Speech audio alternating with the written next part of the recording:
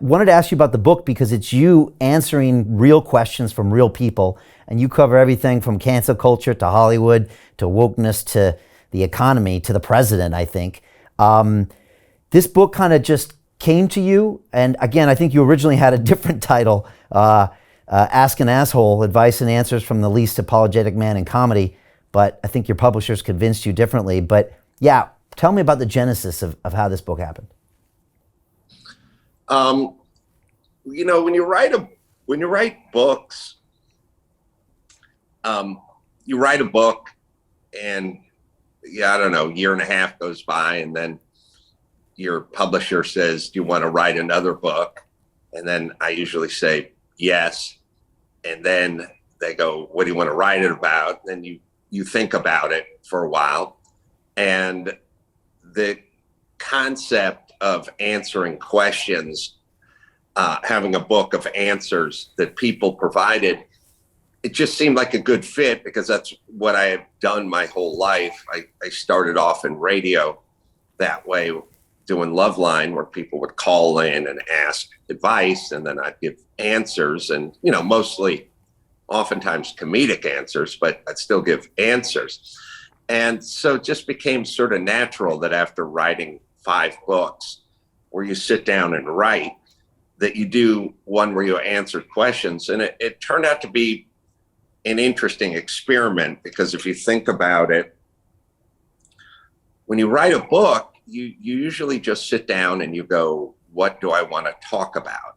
And that's kind of the process of writing a book. And then you start organizing it, well, I want to talk about this and I want to talk about that. Well, that would fit under the heading of politics or family or pop culture. You start shuffling things around and making chapters. This is kind of interesting in that I didn't sit around and go, what do I want to write about? Because people would ask me a question. And some of the questions I'd have to think, I've never thought about that. Like, I don't have thoughts about that. I need to force myself to form thoughts about stuff.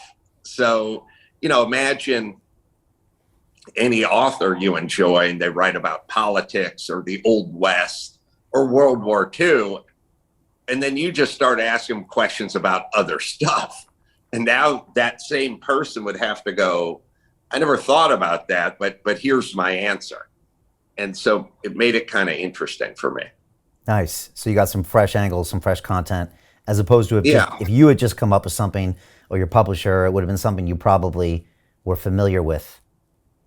Well, when you get to your 6th or 7th book and you start writing down stuff you want to talk about, I do it with a writing partner who's a stenographer, essentially, because I can't type.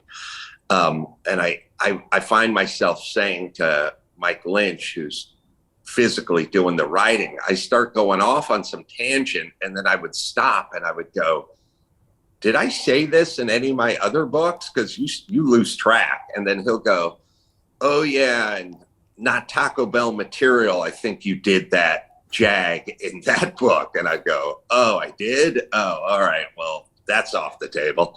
Now I got to come up with something else, because these are all your thoughts and you're bound to repeat them. And by the time you get to, like I said, your 6th or 7th book, you've now written down, 2,000 pages of your thoughts.